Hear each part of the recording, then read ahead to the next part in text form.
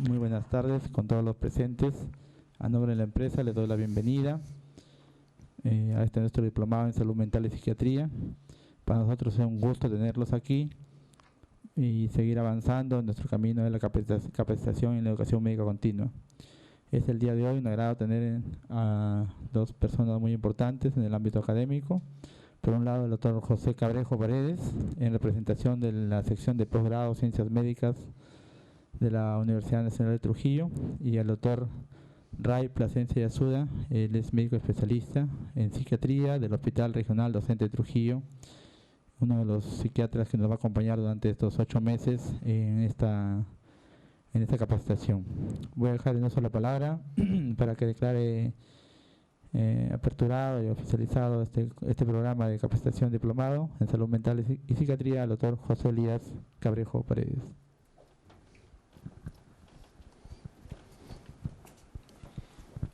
Muy buenas tardes, estimados participantes de este curso de salud mental dado por Leo Hospital y auspiciado por la Universidad Nacional de Trujillo. A nombre de la sección de Ciencias Médicas de la Escuela de Posgrado de la Universidad Nacional de Trujillo, queremos darle la bienvenida y realmente felicitarlos porque ustedes han elegido un curso donde están contando con profesionales de alto nivel de preparación y excelencia académica, como son el doctor Ray Plasencia Yasuda, quien además es docente de la Facultad de Medicina de la Universidad Nacional de Trujillo. A nombre de la sección de posgrado, a nombre de la Universidad Nacional de Trujillo, damos por aperturado este evento y realmente reitero nuevamente mi felicitación y la participación de ustedes en este evento. Muchas gracias.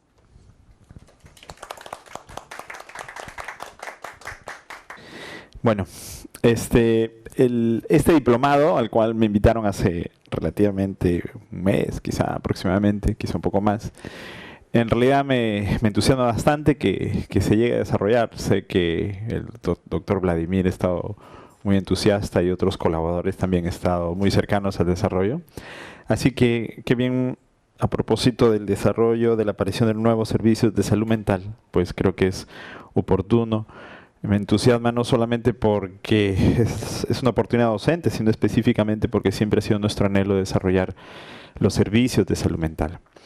Creo que a todos nos llega una coyuntura en los cuales hay una nueva inversión. Espero yo que sea un nuevo camino, una nueva etapa para los servicios de salud mental tan postergados históricamente, y que desde recién hace un año, desde el año pasado, hay un presupuesto bastante decente, ¿no?, para invertir en salud mental.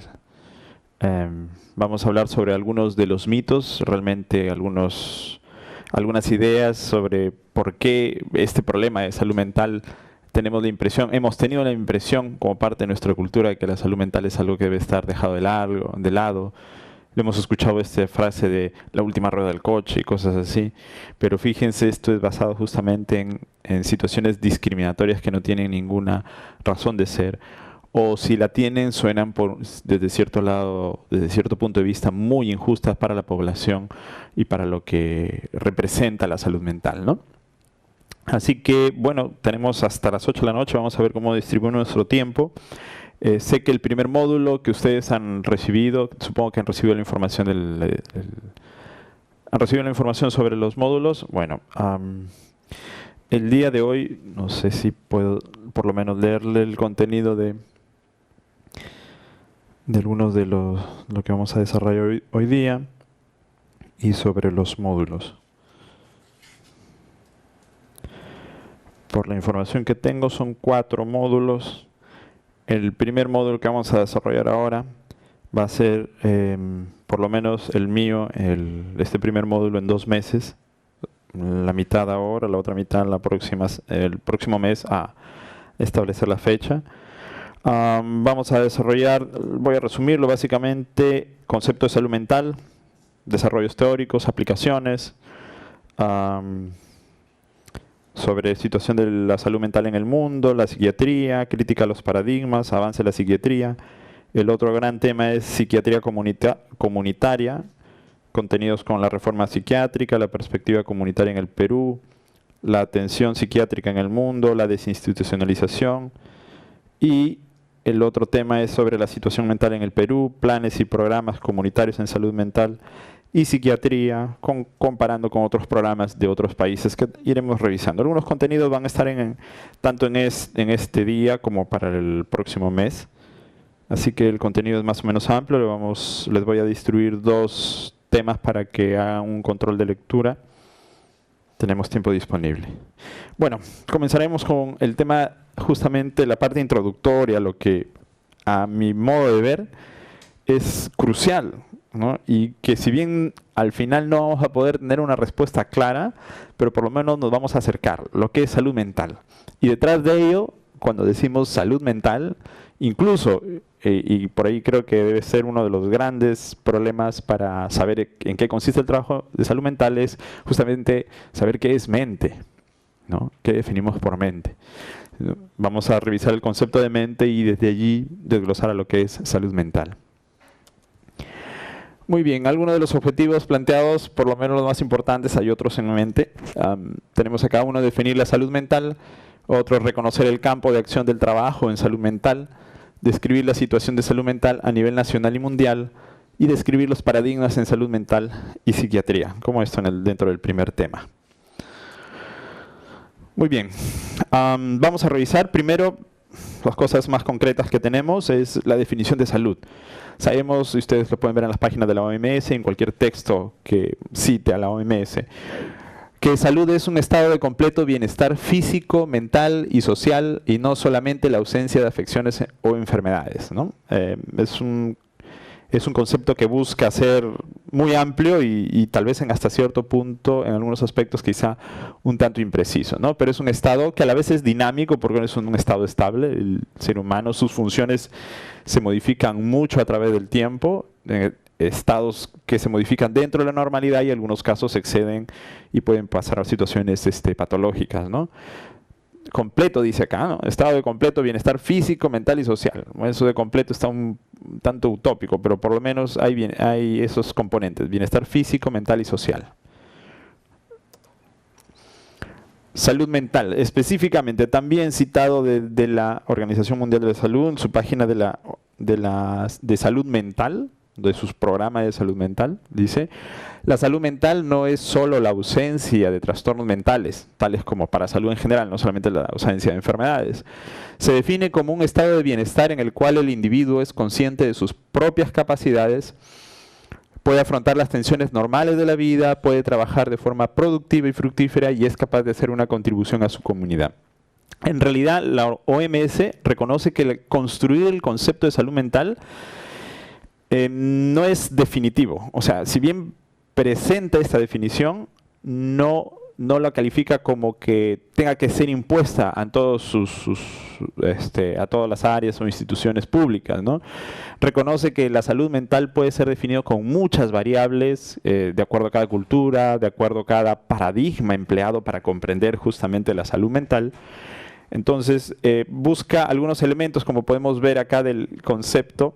Como ven, hay un elemento que es subjetivo. Como ven acá dice estado de bienestar. Es una sensación de bienestar. Lo asociamos con el sentido de sentirnos bien, ¿no? Es algo muy general, pero es un elemento muy subjetivo. Y los otros elementos, 3 por lo menos más siguientes, son más objetivos, ¿no? Dicen el cual el individuo es consciente de sus propias capacidades, o sea, las puede ejecutar, aunque bueno, la conciencia podría ser algo también subjetivo, pero tiene capacidades que puede administrar. Afrontar las tensiones normales de la vida, o sea, en la práctica se puede ver si puede rendir, o sea, si puede funcionar el ser humano. A la vez puede ser productivo, ¿no? Trabajar de forma productiva y fructífera, y es capaz, dice, de hacer una contribución a su comunidad. O sea, incluye dentro del concepto de salud mental su integración en una comunidad. No puede haber una definición de salud mental individual. O sea, siempre hay un componente, de todas maneras, comunitario, ¿no? Del grupo. ¿Ya? Y lo vamos a mencionar más adelante por qué. Entonces, deduciendo esto, una enfermedad mental sería la alteración morfológica o funcional de un órgano o sistema del individuo. Esa sería una enfermedad. Y enfermedad mental, alteraciones de la estructura y funciones cerebrales conocidas como funciones mentales. Acá ya estoy utilizando, para hablar de enfermedad mental, un paradigma, que vamos a revisar más adelante los paradigmas, pero de alguna manera podemos aceptar que las funciones mentales o que la mente están relacionadas con el funcionamiento de una estructura a la que nosotros conocemos con el nombre de cerebro, ¿no? Como ven acá, utilizo el término, fíjense, funciones mentales. ¿Ya? Miren, fíjense, salud mental, mente, y acá hablo yo ya de funciones mentales, como si fueran un grupo. Y en realidad, sí, pues, la mente es, si quisiéramos resumirlo como si fuera un ente uno solo, en realidad estaríamos siendo reduccionistas, porque la mente no solamente es un elemento, ¿no? No lo es, conceptualmente hablando me refiero, no es un elemento, sino son una serie de funciones, como lo vamos a ver en una diapositiva más adelante.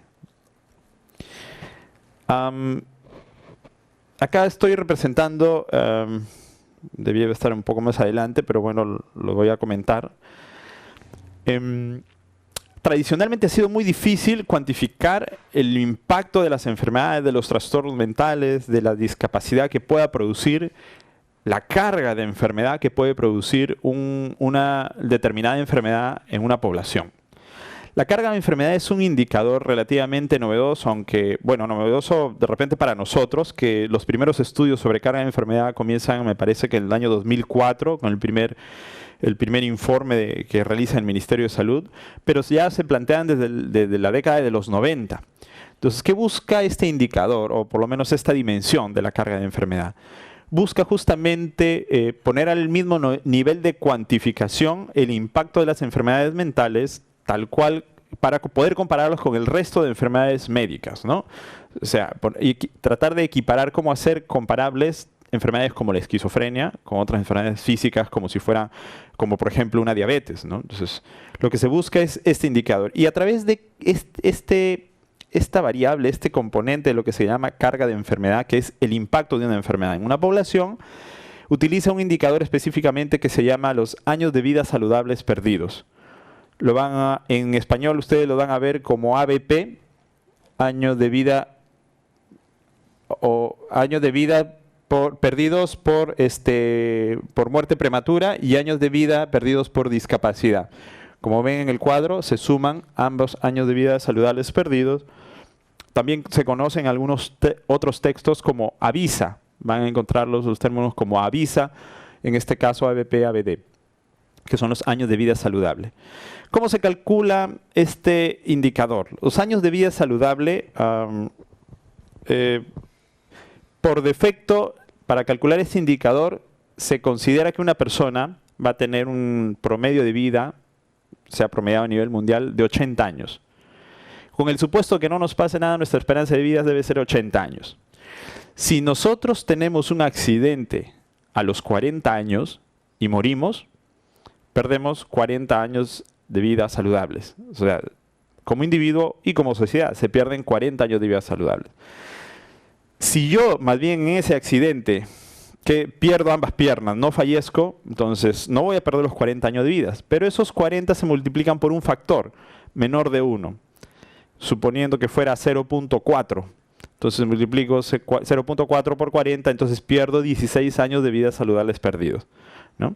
Así, por cada patología y por cada individuo, de acuerdo a la frecuencia de las enfermedades, se van sumando todos los años de vida saludables perdidos y se establecen, en este caso es un reporte del Perú específicamente del año 2012. Sin embargo, las tendencias mundiales son muy similares, pueden ustedes revisar en las páginas de la Organización Mundial de la Salud. Carga de enfermedad, en inglés tiene un término, ahorita no me acuerdo, lo iré diciendo después, pero se van sumando ambos tipos de años de vida saludables, tanto los que se producen por fallecimiento como los que se producen por discapacidad. Se suman y tenemos este cuadrito que ustedes ven acá. Entonces, si en algún momento nosotros escuchamos decir pues que las enfermedades mentales son la última rueda del coche, habría que ir a los números y preguntarnos cuáles son las bases por las cuales se refieren estas personas y motivos por el cual desean no invertir. Entonces uno tendría que esperar pues que las enfermedades mentales estuvieran en las últimas líneas que no justifiquen ningún motivo de inversión. Pero si ustedes ven en este cuadro del Perú, este es el último del año 2012, incluso el de 2006 también tiene las mismas tendencias. Las enfermedades mentales que están incluidas dentro de las neuropsiquiátricas están en primer lugar. nosotros podemos entender la magnitud de la diabetes mellitus. Sabemos que es una enfermedad muy discapacitante, ¿no? Muy penosa, ¿no? Sabemos todo lo que puede producir, insuficiencia renal, problemas visuales, etcétera, ¿no? Diversos problemas de la diabetes mellitus. Pero miren el impacto que produce, ¿no? Alrededor de 200.000 años de vidas saludables perdidos. Sabemos las condiciones maternos perinatales. Las perinatales están acá, relacionados con el bebé, que si fallece, pues pierde muchos años de vida saludables. Las maternas están acá, ¿no? Sabemos el valor que representa una vida materna, ¿no? Que no se mide solamente por el número de años de vida saludables perdidos, pero para comparar simplemente esta variable lo tenemos acá. ¿Qué más? Enfermedades neoplasias, estamos por acá, ¿no? Y si hacemos una lista de enfermedades, siempre, bueno, todas estas van a estar debajo de las neuropsiquiátricas. Entonces uno se pregunta, ¿por qué se le ha dado poca importancia a la salud mental? Teniendo un fuerte impacto todas estas enfermedades como grupo en toda la sociedad. ¿Sí? Una pregunta. Sí. Nosotros que estamos en esto de la psiquiatría comunitaria, salud mental, vemos el sesgo que hay de no datos en temas neuropsiquiátricos específicos. ¿Cómo logramos obtener esta información para hacer esta clasificación a nivel de Perú? Bueno, hay una metodología mundial, ¿ya? Que está, en realidad es un poquito engorrosa. Yo he intentado resumir con esto de los 80 años como tope máximo. Hay un factor estándar que son para cada enfermedad. O sea, la OMS tiene, en su metodología, tiene un listado sobre cada enfermedad qué factor representa. ¿Ya? Y esto tiene que darlo necesariamente la OMS, porque estas estadísticas son mundiales. O sea, todos los países tienen que sumar para sacar una estadística mundial. Y hay reportes sobre carga de enfermedad mundial que suman todos los países. Todos los países, sus estándares tienen que ser a 80 años. Todos los países tienen los mismos pesos ponderados para cada enfermedad. ¿Ya? Y ahí es donde se estandarizan todos los años. Entonces, estos son comparables. ¿Por qué se usa 80 años? Tiene que usarse 80 años para, pues, equiparar la misma pérdida. No puedo yo utilizar la verdadera esperanza de vida del Perú porque parecería ficticio, ¿no? Que nosotros tengamos menos años de vida perdidos que los países más avanzados, ¿no es cierto? Que tienen 80 años o más todavía de esperanza de vida. Entonces, se estandariza así todo. Entonces, es una metodología de la OMS. Entonces, lo tenemos acá y esto sirvió como fuente de base para justamente incluir a las enfermedades mentales dentro del Seguro Integral de Salud. Si ustedes revisan el PEAS, cita este reporte, bueno, no este, sino el anterior. Esto básicamente lo único que hace es avalar, porque sigue la misma tendencia, que salió publicado en el año 2008, me parece, es el segundo. Entonces, incluyen por fin la salud mental, los problemas de salud mental desde hace, me parece, 2 años y medio o 3 años, a lo sumo, cuando ya el CIS tenía varios años atrás y ninguna patología mental estaba incluida. Entonces, gracias a esto se incluye. Como ven, ¿no? O sea, siempre se queda atrás la salud mental, ¿no? Hay una falta, por un lado, falta de información y por otro lado una tendencia por esa misma desinformación también y otros factores más, hay cierta tendencia a la discriminación por parte de los mismos administradores de salud. Hay otros factores también que ya lo iremos comentando, ¿no? Si nosotros disgregáramos, acá tenemos en el mismo informe, me parece que es un listado cerca de 50 causas específicas o menos debe haber, ¿no? Más específicas, no como grupos, sino subcategorías de enfermedades. Y acá tenemos, por ejemplo, que en primer lugar están las infecciones vías respiratorias bajas. Miren, una mortalidad en menores, por ejemplo, de 5 años harían pues que se pierdan muchos años de vida saludables. Depresión unipolar está en segundo lugar. Accidentes de tránsito, tercero. ¿Qué más encontramos? Salud mental acá. Dependencia de alcohol, que está séptimo, octavo. Tenemos esquizofrenia, abuso de alcohol.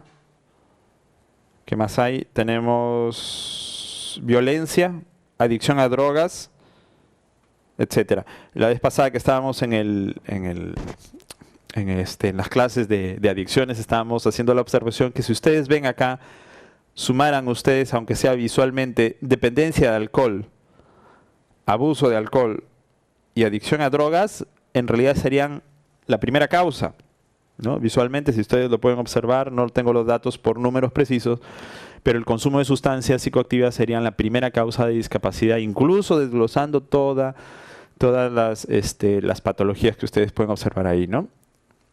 Caries, cirrosis acá, miren, artritis, tenemos malnutrición acá, enfermedad cardiovascular, etcétera, ¿no? Insuficiencia crónica, la tuberculosis acá, que hay bastante presupuesto en tuberculosis, se lo merece, ¿no? Que haya presupuesto, es una enfermedad discapacitante, ¿no? Pero la salud mental, ¿no? Tradicionalmente no ha sucedido eso. Entonces, ahora vamos a hablar, ¿qué es lo mental, no? Acá viene, quizá ya vamos a entrar un poquito a lo más difícil.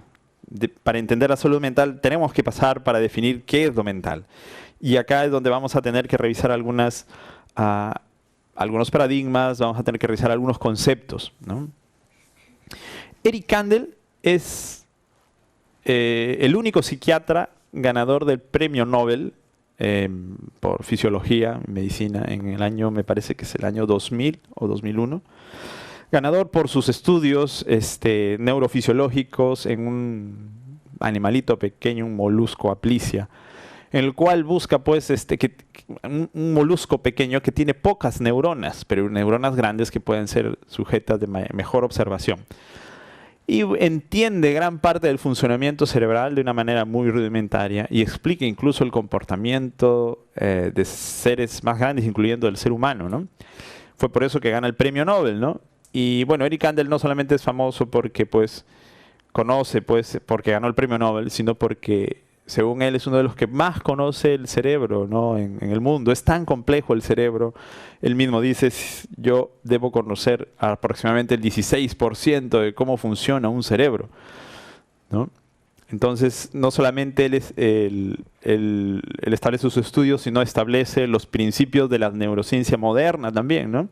En los cuales incluye, no sé si lo tengo por acá, pero en los cuales incluye que toda función psíquica, toda en absoluto, cualquiera que a ustedes se les pueda ocurrir, tiene que ver con el funcionamiento de un área del cerebro, cuando menos, ¿no? Entonces, vamos a, siguiendo uno de los paradigmas, buscando desde la ciencia, vamos a ir ubicando lo que es lo mental.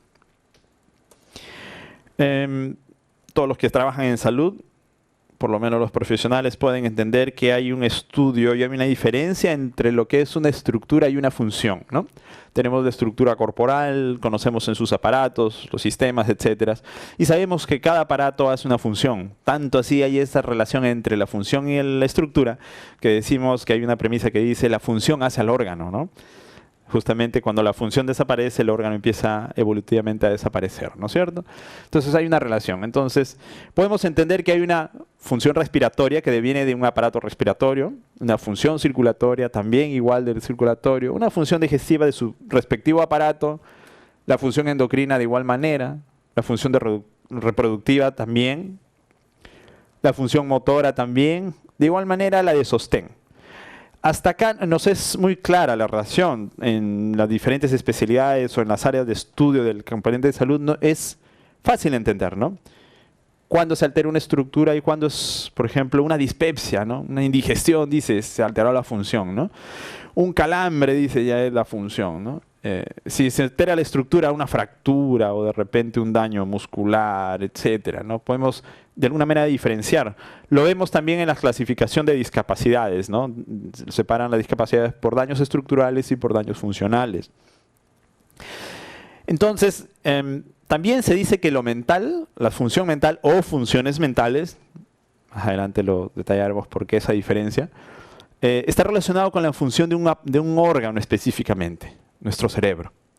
Forma parte del paradigma ahora científico, está dentro de los paradigmas científicos, es algo aceptado. El problema es que para muchas personas y para muchos investigadores, para la misma población, ya ni siquiera solamente para los profesionales, justo esto no es claro. O sea, hasta acá todo está claro, ¿ya? Pero acá justo eso no está claro. ¿Por qué? Para muchas personas, y acá donde quiero mencionar el tema del dualismo, porque es algo que forma parte de la concepción de la población en general, y la concepción de los que trabajan en salud mental también tiene que estar clara. Esto es lo que es el dualismo, ¿ya? Entonces, hasta acá nosotros entendíamos. El asunto es que no todas las personas, ni siquiera los profesionales, entendemos con claridad que la función mental está relacionada con la estructura cerebral. Queda así bajo la mesa, entre nosotros, incluso los profesionales, por lo menos algunos, no todos, y mucho más notorio en la población que esto no está tan claro, ¿no? Esta relación no está tan clara.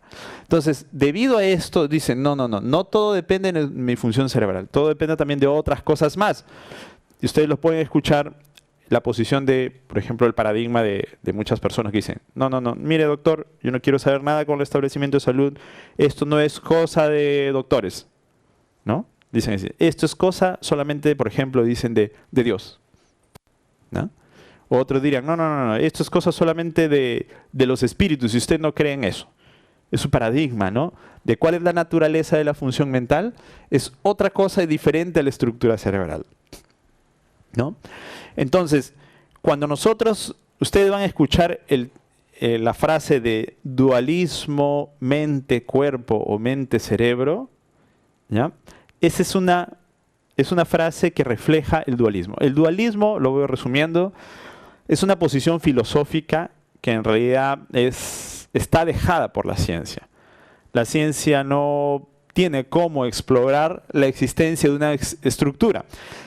Esta es la relación entre estructura y función.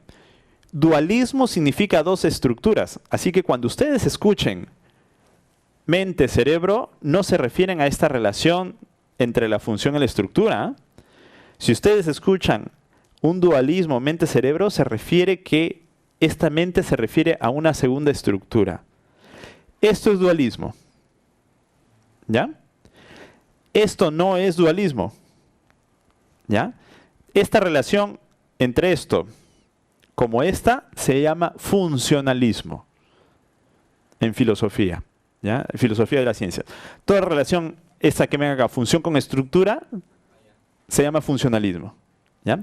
Esta relación con una segunda estructura supuesta, a la cual no accede la ciencia, esto se llama dualismo, ¿ya? Dualismo es dos estructuras, no se refiere a la función psíquica, ¿ya? La función no es una estructura, ¿no? Es una acción, un cambio de estado, ¿ya? En cambio, una estructura es un ente, así como el cuerpo, una segunda estructura. Llámese, por ejemplo, un alma, llámese, por ejemplo, un espíritu o lo que fuere, ¿no? De acuerdo a lo que se concibe. Esto es dualismo. Entonces,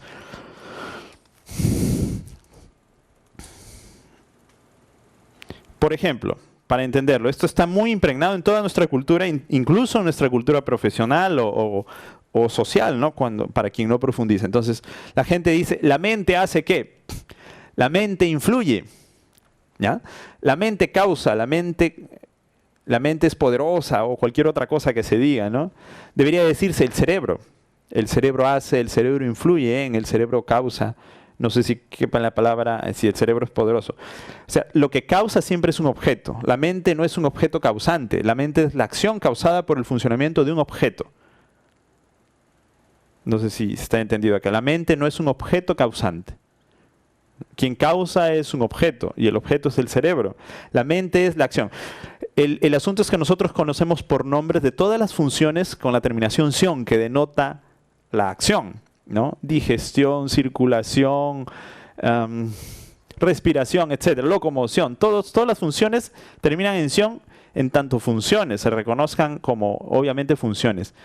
La mente es lo único que no termina no termina en ción. ¿Por qué? Porque tenemos una herencia filosófica muy antigua en la cual la mente no se consideraba una acción, sino la mente se ha considerado una estructura. Entonces, tradicionalmente y culturalmente nosotros tenemos eso, ¿no? O sea, tenemos una herencia dualista en nuestras concepciones que en realidad la ciencia no puede negar ningún dualismo, simplemente es improductiva a través del dualismo. En ninguna situación la ciencia puede elaborar una metodología científica para acceder a ninguna segunda estructura, ¿no? Entonces, el funcionalismo es una posición monista, filosóficamente, y el dualismo es una posición dualista filosóficamente. Para quienes quieran entender un poco, muy interesante, Mario Bunge pues, explora estas posiciones sobre la mente en su libro El problema de la mente y el cuerpo, ¿no? Tiene 2 libros y el otro lo tiene en El materialismo científico, donde hay 2 capítulos que están muy interesantes, y el otro libro que también lo acceden en internet.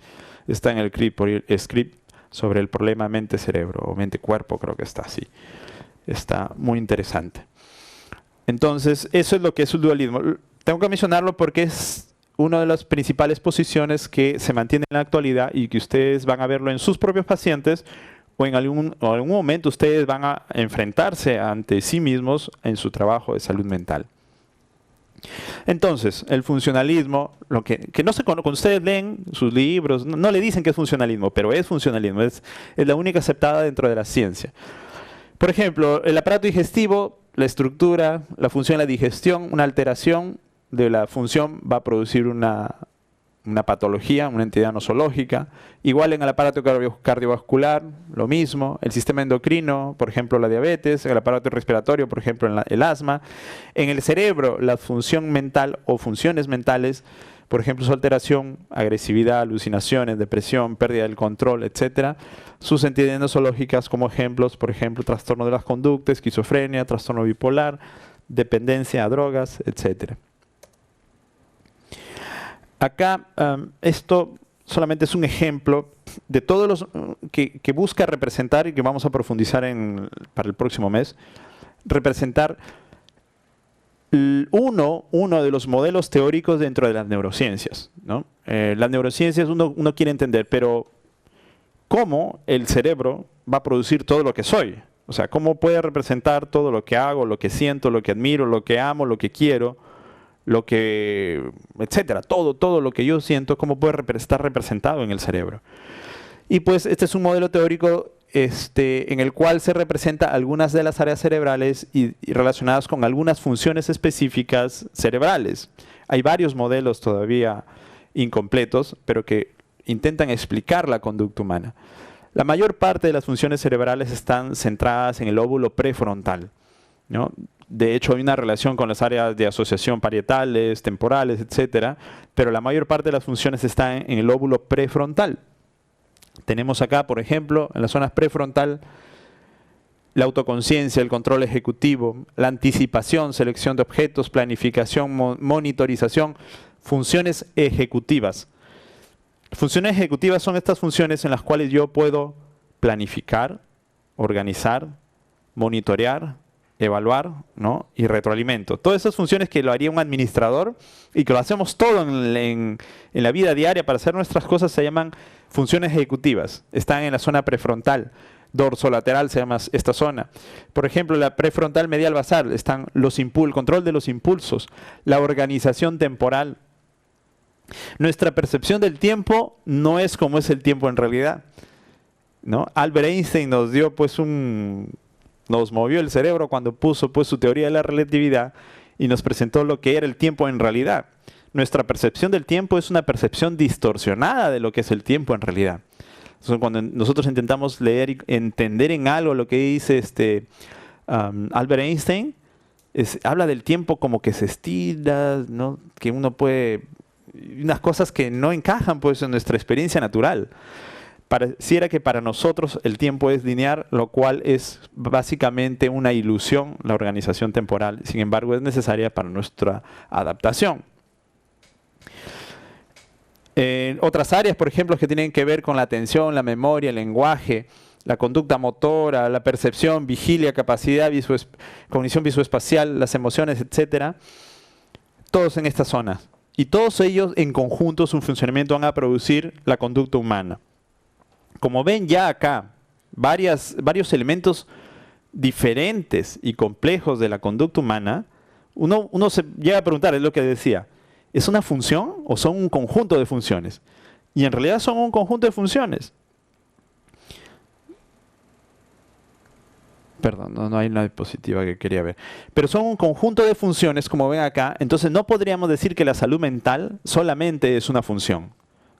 Son un grupo de funciones complejas. Acá solamente hay unos ejemplos. Tenemos la intuición, ¿no? La planificación misma. Tenemos la habilidad numérica, la lógica, diferente a la analógica, ¿no? Y un montón de habilidades que nosotros podemos entender que son muy diferentes entre sí y que todos tienen que ver con las funciones mentales. En realidad son un grupo de funciones y que pues en algunas personas pueden estar de manera general, están en salud mental, tienen salud mental, sin embargo puede tener una función deteriorada por alguna enfermedad, por el paso del tiempo o por una característica personal, ¿no? Tienen una deficiencia en una de sus subfunciones, pero puede gozar de una buena salud mental. De allí que el término salud y enfermedad no necesariamente son opuestos, a veces pueden coexistir. Entonces, ¿en qué consiste esta función mental? Dice, en general, si quisiéramos agrupar lo que es mente o lo que son funciones mentales en una explicación, sería algo así, ¿no? Función del cerebro, pues, lo que se busca entender, el cerebro. O sea, la finalidad del cerebro, y lo dice Rodolfo Ginás en un libro que se llama, que muy interesante a los que les gusta neurociencia, El cerebro y el mito del yo. Explica cómo se desarrolla evolutivamente el cerebro humano, cómo logra crearse por ejemplo, el yo, ¿no? El yo, cómo surge el yo en la aparición del yo. Pero en última instancia lo que él habla, dice, la función del cerebro, dice, las funciones cerebrales tienen finalmente como objetivo organizar la conducta y posibilitar la relación sujeto-medio ambiente. Si un organismo no hace esto, no tiene cerebro. ¿Ya? O sea, básicamente todos los seres aparecen evolutivamente en la medida que interactúan con movimiento, con el medio, aparecen cerebros primitivos. En la medida que la interacción sea más compleja, el cerebro es más complejo. Y así llega hasta el ser humano. O sea, el cerebro tiene que ver, en definitiva, con la organización del movimiento, ¿no? Rodolfo Ginás también habla otro elemento, no solamente la organización del movimiento, sino la predicción. Rodolfo Ginás dice, el cerebro humano, o sea, una de sus funciones principales es predecir. Si yo no puedo ponerme en futuro, no puedo organizar nada. Y para planificar, ¿no? Cuando uno hace su plan, ¿qué hace? ¿No? Hace su escala del tiempo, ¿no? Primero hago esto, después, o sea, uno tiene que manejar el tiempo. Si yo no puedo ponerme en un lugar en el futuro, no puedo planificar nada y por lo tanto no puedo organizar nada. Entonces, para Rodolfo Ginás, la capacidad de predicción junto con la organización de la conducta le dan finalidad al cerebro. O sea, el cerebro no... ¿De qué le serviría su sensibilidad? ¿De qué serviría la motricidad? Las otras áreas, incluso recibir la información por el oído, por los ojos o por el tacto, no serviría de nada si no produce una interacción. O sea, el fin supremo del cerebro, si se puede decir así, sería la organización de la conducta. Y eso básicamente es la función mental. Para muchos, surgía para nosotros, cuando nos sentábamos a conversar con los neurólogos, nos decía, cuando los neurólogos sepamos todo lo que funciona en el cerebro, la psiquiatría ya no tendría razón de ser. Y yo le decía, no es así. O sea, la separación entre psiquiatría y neurología no está en lo orgánico. Está en las áreas que estudia. La neurología jamás estudia la intencionalidad de los actos, ni la organización de esos actos. El neurólogo lo único que hace es saber si está intacta la función motriz, ¿no es cierto? Pero no va más allá, no da una opinión si esa motricidad produce un acto organizado o con un sentido o una finalidad. Ese es campo de la psiquiatría. O sea, todo lo que son las funciones que tienen que ver con la organización de la conducta es campo de la psiquiatría, y todas las subfunciones o subsistemas, como diría Mario Bunge, él habla que hay un sistema superior, que es justamente el que organiza la conducta, y ese es el que le da la función psíquica. Y hay otros subsistemas que no organizan la conducta, pero que le dan soporte a ese sistema que organiza. Por ejemplo, la función motora. Todo ese sistema de las neuronas motoras, o los sistemas del equilibrio, o los sistemas extrapiramidales, por ejemplo, que son áreas del cerebro, de por sí el hecho de que estén intactas no significa que produzcan una conducta organizada. Eso está en otro nivel. Y ese nivel es que es campo de la psiquiatría, tanto en su estructura como en su función. ¿Ya? En algún momento probablemente se vayan a unir la neurología y la psiquiatría. Acá está Rodolfo Ginás, Cerebro y el mito del yo. Según él, la función principal del cerebro es la predicción. La predicción es un proceso necesario, dice, para planificar el comportamiento.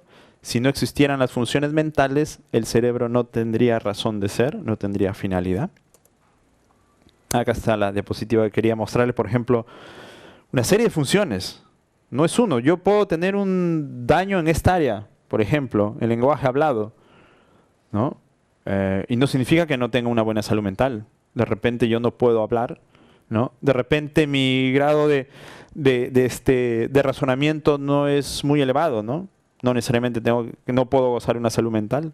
Igual, de repente no entiendo nada de arte. No significa que no sea una persona que pueda gozar de una salud mental. Funciones diversas, ¿ya? Entonces, cuando hablamos de mente, hablamos de esto, de un grupo, de un conjunto de funciones muy diferentes entre sí, y la mayoría de ellas todas ellas tienen alguna base fisiológica, funcionamiento del cerebro, ¿no?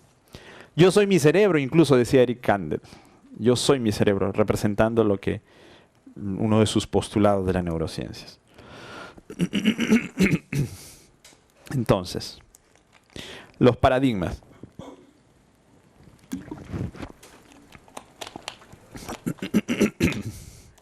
O bueno, hasta acá, ¿alguna pregunta? Hasta ahora, en una de las diapositivas, cuando habla de estructura y funciones, también un poco en función al tema de que la salud mental ha sido relegada, ha sido postergada. Cuando dice usted y explica claramente la relación estructura-función, sobre todo las que son más de tipo funcional, respiratorias, que se entiende muy bien, ¿no? Es su función, mas no sucede eso con el tema mental.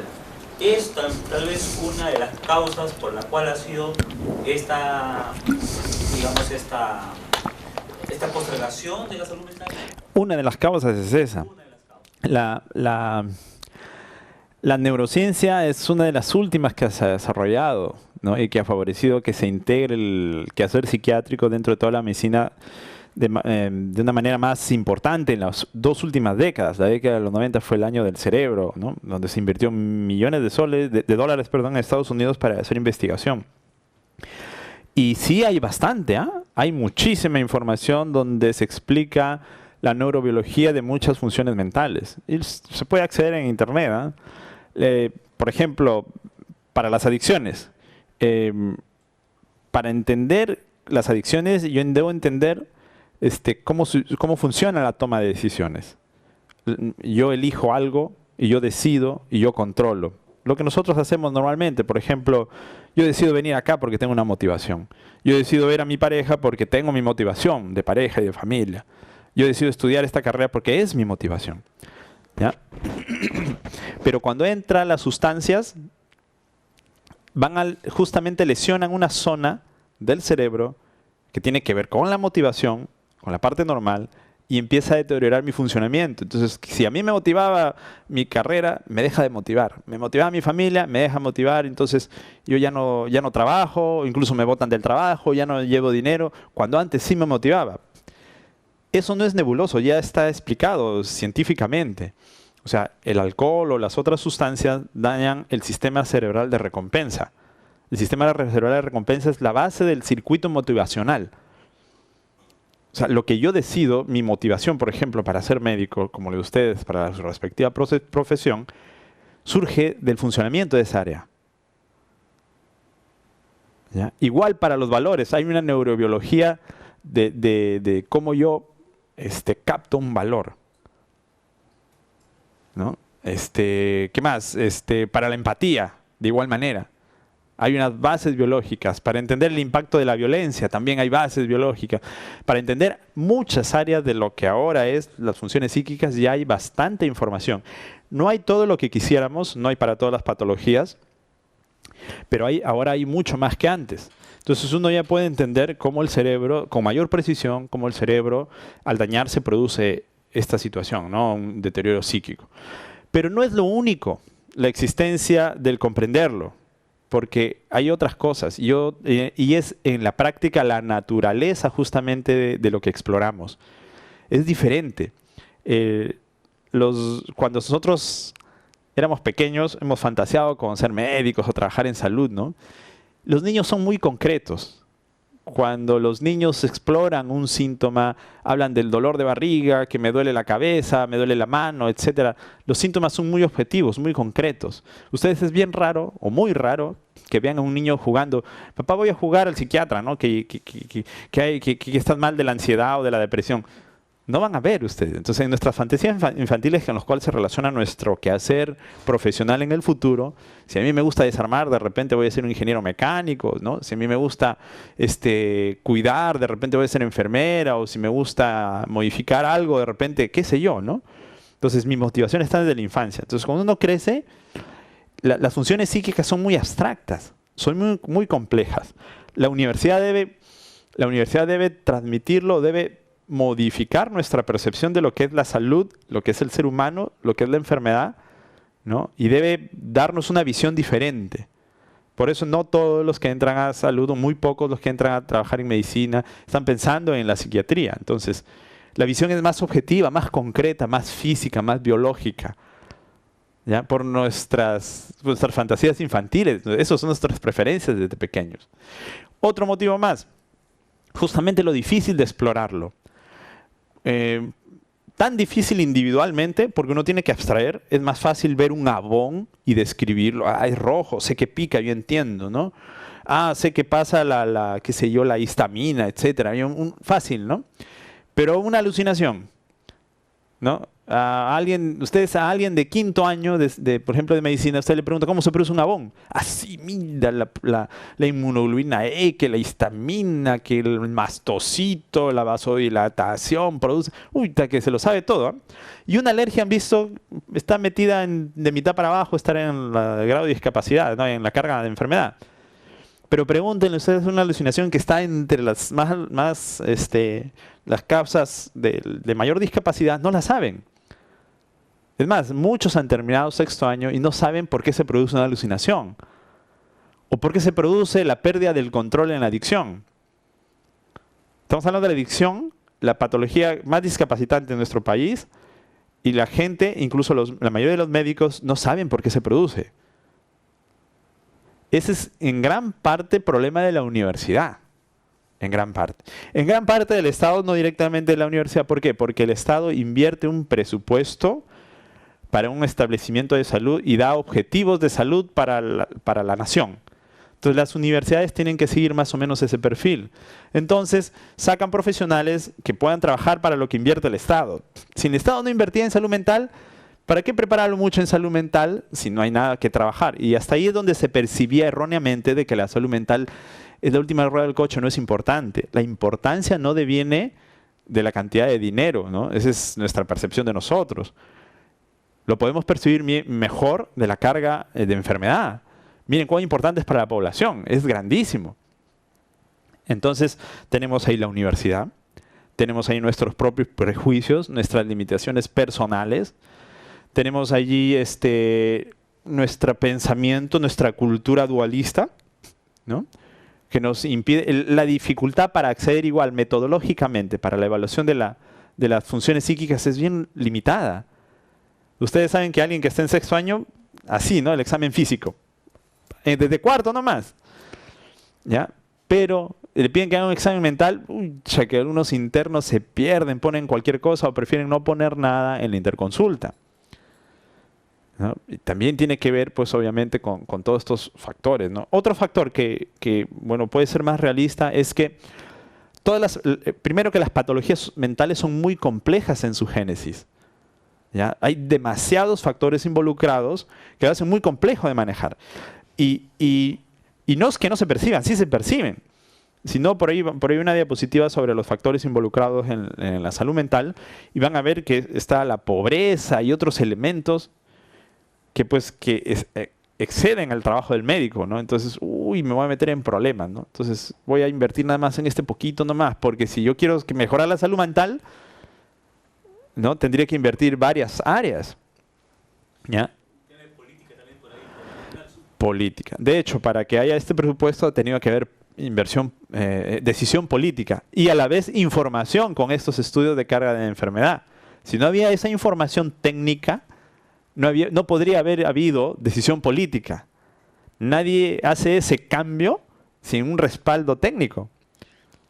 ¿No? Por suerte lo veo. Por eso es que si ustedes quieren modificar y ayudar a dar soporte a la inversión en salud, investiguen, hagan investigación, saquen datos concretos y los números son los que hacen que tomen las decisiones los administradores de salud y que decidan pues al final los políticos, ¿no?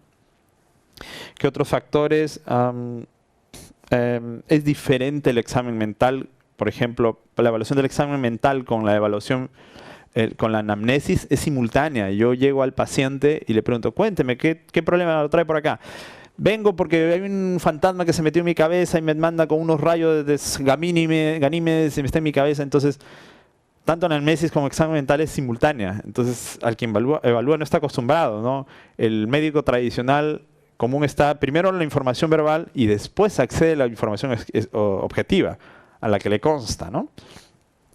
Entonces, ese es otro objetivo. Lo otro es que, por lo mismo que decíamos en el punto anterior, invertir en salud mental es muy costoso. Porque yo invierto y como son varias variables, la inversión que yo hice ejerce una influencia menor.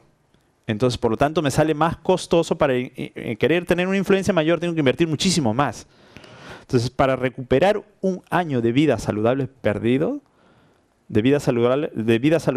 quiero recuperar, me puede salir, qué sé yo, $300 para recuperar un año de vida saludable perdido. ¿Ya? Costo economía. En cambio, si yo estoy pensando de repente en vacunas, recuperar un año de vida saludable perdido me cuesta $2, por ejemplo. ¿Ya? Ese es otro factor. Entonces, ese es cierto. Eso sí es un factor de buen peso para que un administrador diga, no, aquí no me conviene. Tengo que invertir mucho dinero para recuperar un año. En cambio, acá, con ese mismo dinero, recupero 20 años. ¿Ya? Entonces, ese sí es un punto en contra, ¿no? Pero eso nos hace poner en la balanza, ¿no? No, pues ya no...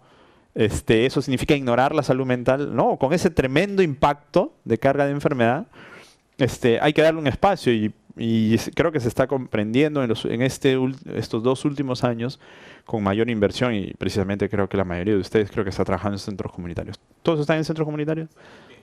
Muy bien, presente. Ok, ¿ya? Muy bien. Vamos más adelante. Ya, paradigma de la salud mental. Esta parte de los paradigmas se refiere a la concepción de salud mental, ¿no? De lo que es mente y salud mental. ¿Qué es un paradigma? Dice, son construcciones mentales de quien percibe, ¿ah? Son construcciones mentales que gestamos, teorías aproximativas, digamos, que buscan darle un modelo para poder entender algo, para poder entender la realidad. O sea, los modelos, los paradigmas, nos ayudan a comprender la realidad. La realidad es tan compleja que preferiría yo tener un esquema para poder entenderla, ¿no?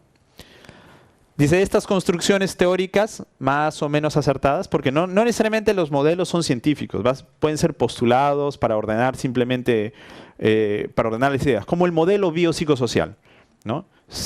No es científico, pero es una forma de ordenar factores, ¿ya?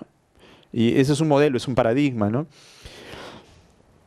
Entonces dice, conceptualizan la mente, en el caso de la salud mental, y han postulado aplicaciones prácticas y terapéuticas. Difícilmente se pueden adentrar en el campo que aborda la patología sin un modelo, porque es muy complejo.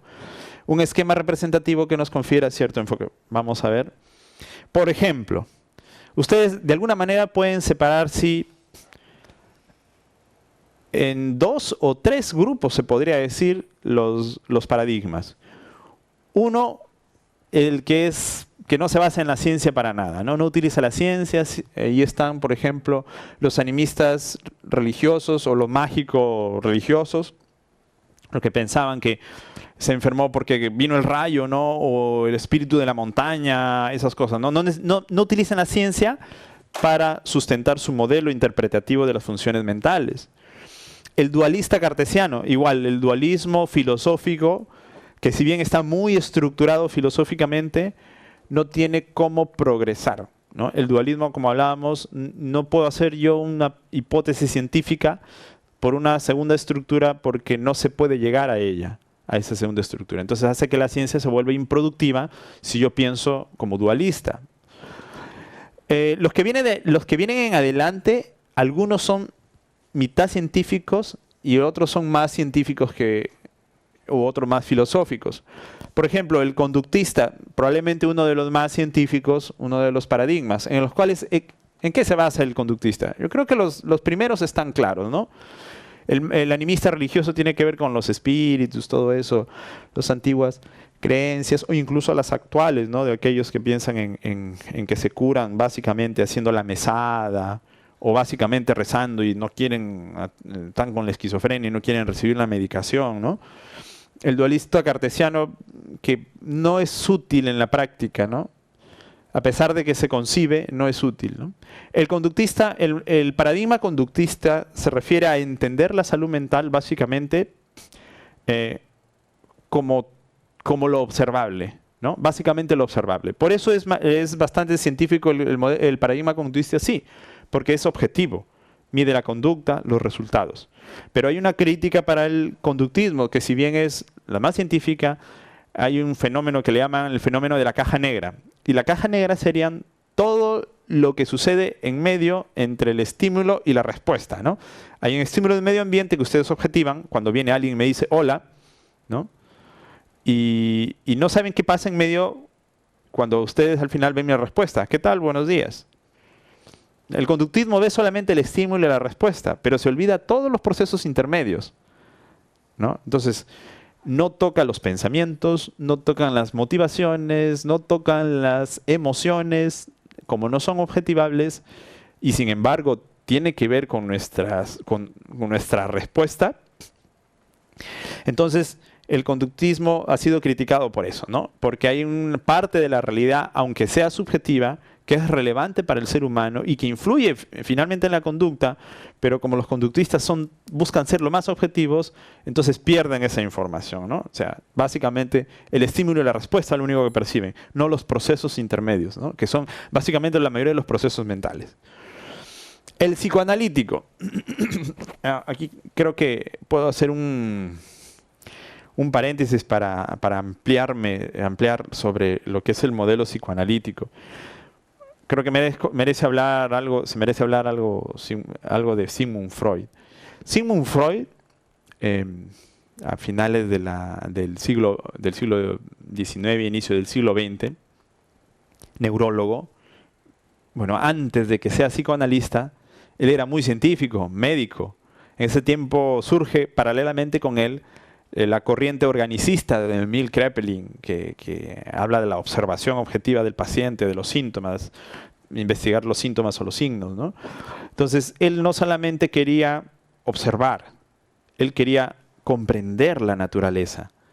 Entonces, como en realidad él se hizo una pregunta, y él era muy científico, Sigmund Freud, ¿no? Aunque Mario Bunge le dé duro en la actualidad, ¿no? ¿Qué pasó con Sigmund Freud? Sigmund Freud quiso entender al ser humano. Entonces, quiso entender su comportamiento y su enfermedad. La mayoría probablemente no sepa que Sigmund Freud, en ese interés, entró a los laboratorios. Cogió microscopios y exploró las neuronas. La mayoría no sabe que inventó una nueva modalidad de coloración para examinar las neuronas. Y estuvo a punto de crear su primera teoría neuronal sobre el comportamiento psíquico. Pero él era clínico. Sigmund Freud era clínico y veía pues a los pacientes, mientras él estaba en el laboratorio viendo la neurona, cómo se conectaban, y que hizo unos logros pequeños ahí en su laboratorio. En algún momento yo imagino que levantaba la vista y miraba a sus pacientes. Y decía, vamos, con esto pues no alcanzo, ¿no? Vivo 2, 3 días y no alcanzo a aprovechar mis conocimientos en el laboratorio para mis pacientes. Así que en un momento de sus experiencias, él viaja a Francia a ver a Charcot, que era un neurólogo famoso de ese tiempo. Y veía pues a Charcot cómo hacía sus presentaciones en los pacientes histéricos, ¿no? Les provocaba sugestión y los inducía a que hagan alguna actividad. Entonces él se impactaba, pues él era clínico. Entonces tuvo que tomar una decisión, ¿no? Dijo, no voy a poder, no la hago, ¿no? No la hago yo en los laboratorios, no voy a entender. Me voy a perder toda la clínica que le gustaba. Entonces deja el laboratorio, cuelga el laboratorio, sus colorantes, y dice, no, yo tengo que, para entender lo que es la enfermedad mental, debo elaborar un modelo transitorio para que me ayude a poder intervenir y poder ayudarles. Porque los pacientes no se les ayuda. No había hasta ese entonces, no había, recuerden que para el inicio del siglo XX, no había medicamentos y no había intervenciones importantes pues, para ayudar a los pacientes. Entonces dije, no, yo tengo que elaborar algo. Entonces Sigmund Freud empezó a construir justamente su modelo de psicoanalítico, ¿no? Primero empezó pues, a darse cuenta que los pacientes pues, tenían un problema emocional. Entonces quería acceder a ellos y los pacientes estaban en su conflicto, ¿no? Entonces la primera estrategia de Sigmund Freud fue la catarsis, o la abreacción, por un colega que lleva un nombre de Abrec, no me acuerdo cómo se llama, pero se llamaba abreacción o catarsis. Entonces les permitía a los pacientes pues que lloren, que suelten, lo que conocemos ahora coloquialmente, ¿no? Sin embargo, todos los pacientes no accedían a esa metodología. Muchos de ellos no relacionaban sus síntomas con sus problemas personales, ¿no? Porque no tenían insight. Entonces Sigmund Freud decía, ¿y ahora qué hago? Pues, ¿no? Y yo me doy cuenta, pero él dice que no lo relaciona. Y si alguien le decía, los pacientes se molestaban. Entonces tenía que acceder. Ahí se dio cuenta que había algo que todos veían, pero el paciente no veía. A esto le llamó el inconsciente. ¿Ya? Entonces aquí aparece, hay un área que debe llamarse inconsciente. Sus primeros apuntes, inconsciente. Pero unas cosas que sí podían hacerse conscientes. Y se le llamó el preconsciente, ¿no? Entonces ya tenían los elementos. Y ahí empezó a ir modulando pues todo su modelo del psicoanálisis, el yo, el ello, el superior, el consciente, el preconsciente, y estableciendo pues algunas estrategias. Ahora, decía él, ya, yo voy entendiendo, pero ¿cuál es la intervención terapéutica? Entonces la catarsis era muy limitada.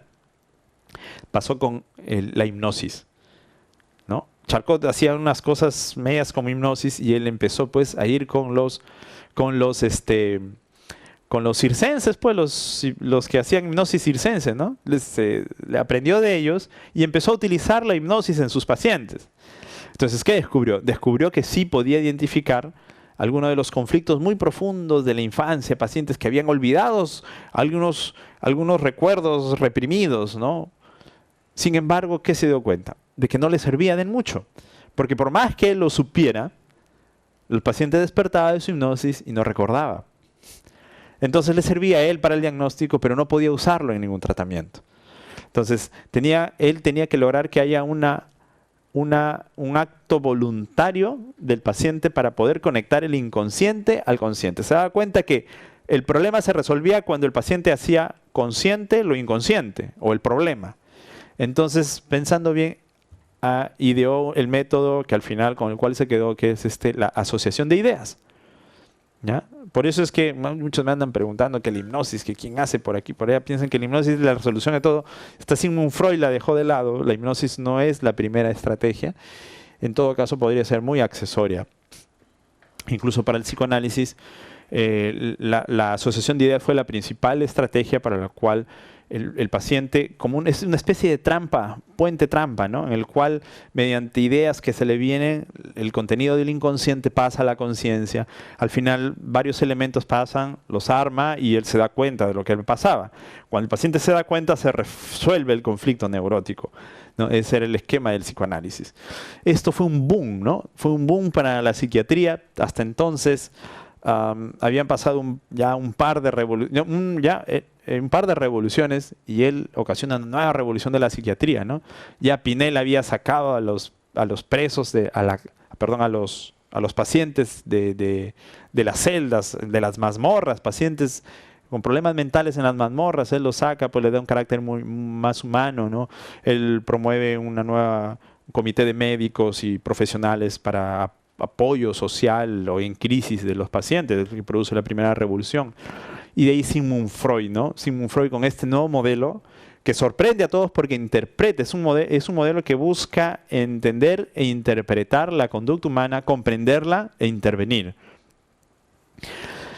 La mayoría de las escuelas que ustedes van a escuchar, el conductista quizá menos porque es más objetivo, pero la mayoría de las escuelas como el psicoanálisis, que están, por ejemplo, la Gestalt, la cognitivo-conductual, y la mayoría de las escuelas que devienen, surgen en algún grado así. ¿Así en qué sentido me refiero? En que parten de un modelo forzado que no nace de las neurociencias, pero que busca entender el funcionamiento psíquico. La mayoría, no todos. Como hizo Sigmund Freud. Dejó las neurociencias porque estaban en pañales en ese momento y tuvo que apelar a un modelo intuitivo. Pero un modelo intuitivo que surgió solamente de su inteligencia y su habilidad para crear un modelo razonable. Pero como todos los paradigmas son incompletos, hasta él mismo lo admitió y lo dijo, ¿no? Yo sé que mi modelo no parte de las neurociencias, no pude sacarlo del laboratorio. En algún momento las ciencias van a tener que cuestionar y cuestionar científicamente los principios de los cuales yo estoy postulando con mis psicoanálisis. Y pues ahora sí, pues le han dado duro, ¿no? Mario Bunge, ahora que dice el psicoanálisis, dice, el psicoanálisis son sus puras suposiciones. O sea, ninguno de sus supuestos ha sido validado científicamente. Todo, casi en esencia, el psicoanálisis son procesos intuitivos, son fenómenos que se comprenden y no pueden repetirse, así como la historia que se comprende y no se puede repetir, así se comprende el psicoanálisis, pero no puede repetirse, no puede someterse a validación. Entonces, por eso Mario Bunge, no sé si es injusto, pero sí le da duro, pues pseudociencia pura, dice, ¿no? Debería ser eliminada el psicoanálisis y así como otras escuelas, que no parten de las neurociencias. Entonces, todos esos paradigmas intermedios que si bien buscan algún elemento, todavía son intuitivos. De hecho, están mucho más lejanos de aquel que dice pues que el espíritu de la montaña, porque sí ya tiene una aplicación clínica, pero es un modelo transitorio. En realidad la ciencia ha avanzado así. Nuestro modelo de comprensión del mundo, nuestra cosmovisión, ha pasado por modelos científicos muy antiguos, en el cual, por ejemplo, en un tiempo la Tierra era el centro del universo, ¿no? No me acuerdo qué científico decía eso, ¿no? Después pasó incluso un modelo científico, el de Newton, ¿no? Con su teoría, que explicaba el movimiento de los astros y todo, ¿no? Explicaba de repente el 95% de todos los fenómenos del espacio, pero no explicaba todo. Llega Albert Einstein y con su teoría de la relatividad explica el 99% de todos los fenómenos. El paradigma es más preciso y más cercano a la realidad. Entonces lo mismo sucedió con Sigmund Freud. Fue un escalón de mayor precisión que los modelos animistas religiosos, sin embargo aún es criticable por muchos científicos porque no se aferra a las neurociencias. ¿Que llegaremos algún día a acercar las corrientes psicológicas a la neurociencia? Sí, muchas de ellas se están acercando, pero no completamente. Siguen siendo todavía modelos transitorios, pero que en la práctica son útiles, sí son útiles. No, muchas de las psicoterapias, tanto empíricas como los modelos cognitivos conductuales, ustedes revisan investigaciones científicas, tienen resultados. O sea, empíricamente pueden mejorar la salud mental y reducir la clínica de los pacientes, a pesar de que su modelo teórico no sea científico, o sea parcialmente científico, ¿no? Sin embargo, como les digo, puede haber respuesta clínica. Por lo tanto, algunos de ellos tienen validez en tanto son empíricos, como las terapias cognitivo-conductuales, algunas psicodinámicas, como ustedes pueden hacer una revisión de algunas psicoterapias en el Medline, en el PubMed, pueden encontrar su eficacia, ¿no? Que es con ciertas limitaciones, ¿no? Muy bien. Entonces ahí pasamos a la antipsiquiatría. Más bien eso era un antimodelo. La antipsiquiatría surge un poco más ya a la segunda mitad del siglo XX. ¿Por qué surge? Surge en especial una respuesta que puede entenderse. En el año de 1950, ya con la psiquiatría impregnada del psicoanálisis, que era casi un sinónimo ser psicoanalista y psiquiatra, aparece en el año 1950 un anestesiólogo que, buscando sustancias para tranquilizar a un paciente psiquiátrico para operarlo por una fractura, encuentra pues un medicamento, clorpromazina, y le da por primera vez su utilidad como medicamento preanestésico. Entonces le coloca, lo seda, lo duerme, opera todo, ¿no? Entonces sale y esperan, pues ya déjenlo, ¿no? Entonces esperaban que el paciente, después de que pase el efecto de sedación, el paciente vuelva a ponerse medio agresivo, ¿no? Sin embargo, el paciente tranquilo, ¿no? Entonces uno dice, ¿qué? No, algo está pasando, el medicamento ha sido. Entonces empieza una nueva era en la psiquiatría, que es la tercera revolución, que es la aparición de los psicofármacos. En el año 1950, la clorpromazina; en el 52, el haloperidol; y de ahí un montón de antidepresivos y todos los medicamentos que se conocen en la actualidad. ¿Le dio un cambio radical a la psiquiatría? Sí. Obviamente, ¿no? Uno veía pues que por el psicoanálisis tratar una psicosis podía demorar muchos años, ¿no? Con el empeoramiento del paciente. Entonces dijeron, no, si la clorpromazina lo sana o por lo menos lo recupera más rápido en unos días, pues clorpromazina le ponemos. Entonces muchos abandonaron, o en todo caso complementaron esta etapa de la psicofarmacología, y tanto entusiasmo fue aprovechado obviamente por las empresas, o utilizado en demasía por algunos médicos. Se impregnó mucho, probablemente, el entusiasmo. Entonces surge esta corriente en oposición, ¿no? La vida psíquica no puede ser así maltratada, ¿no? Decían, no puede utilizarse y estar a la merced de las grandes empresas farmacéuticas, ¿no? Que lo único que les interesaba era vender pacientes sedados, algunos con adicción, ¿no? Sí, pues, porque como no se conocía mucho el efecto de esta sustancia, algunos desarrollaron adicción. Como ejemplo, Sigmund Freud. Sigmund Freud produjo la adicción, otra adicción a uno de sus amigos, y le provocó la muerte por sobredosis de cocaína. Sigmund Freud usó clínicamente la cocaína, pero él, como era muy metódico, nunca desarrolló adicción, ¿no? Le da a su amigo que utilizaba morfina, tenía una adicción a morfina, le da y desarrolla adicción a cocaína y hace un paro cardíaco y se muere. Entonces la antipsiquiatría surge como un modelo para balancear de nuevo, poner el par a esa corriente farmacológica que se iba sin ningún freno, y pues de hecho sí, influenció para bien, ¿no?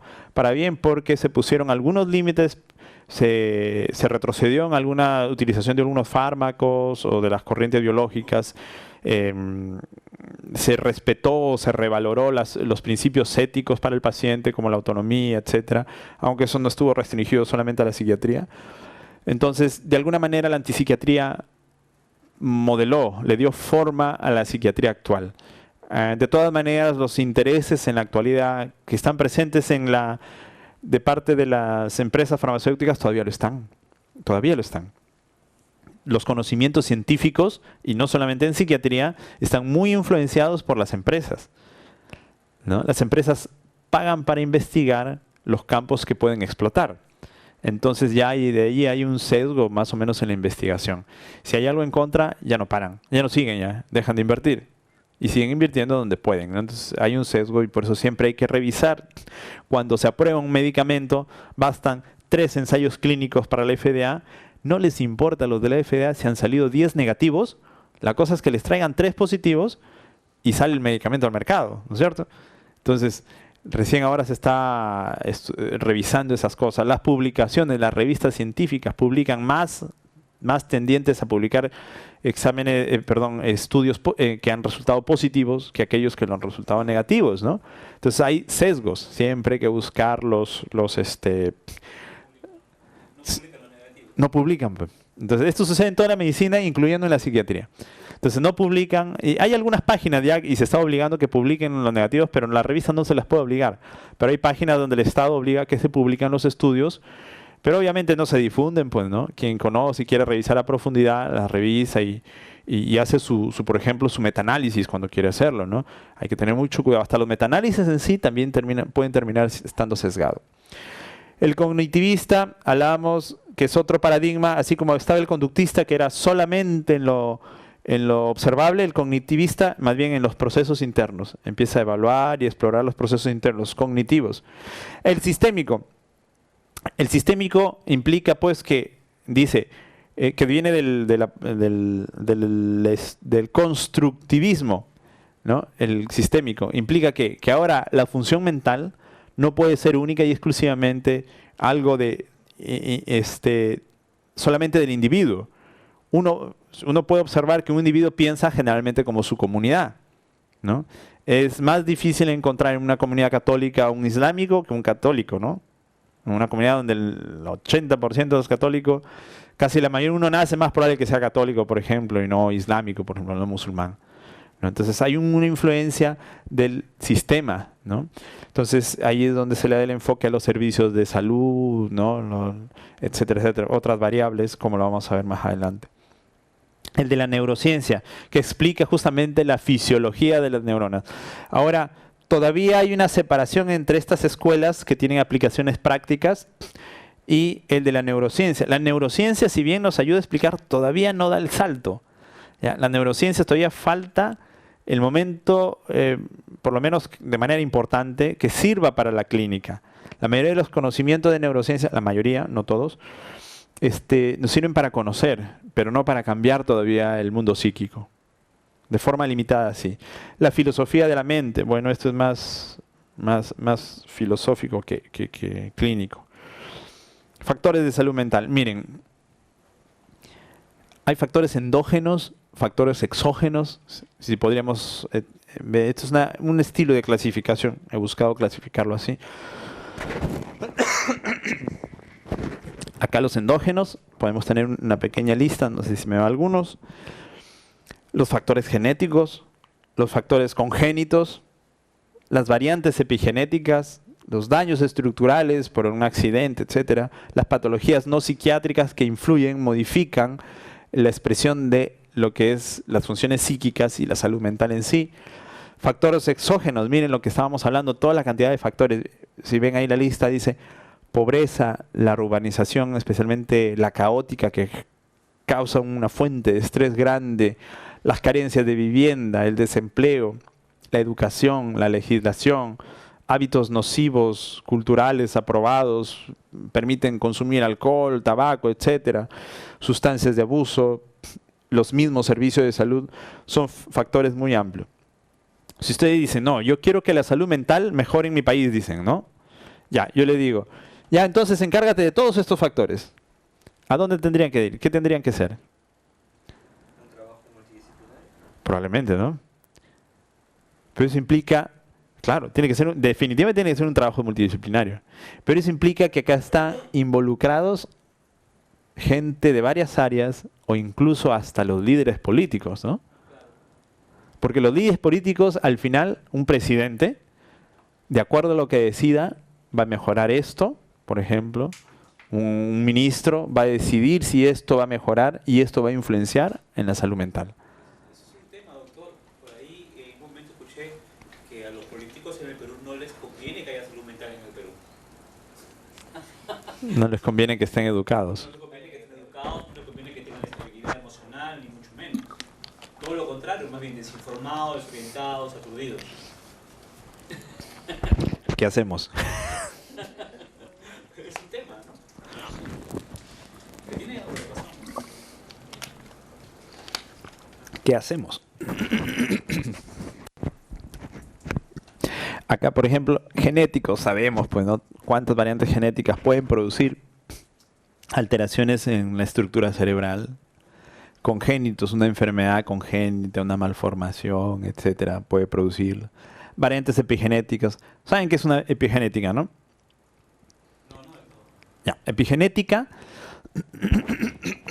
es la expresión genética modulada por el medio ambiente. Ustedes, dos gemelos, pero tienen los mismos genes, ¿no?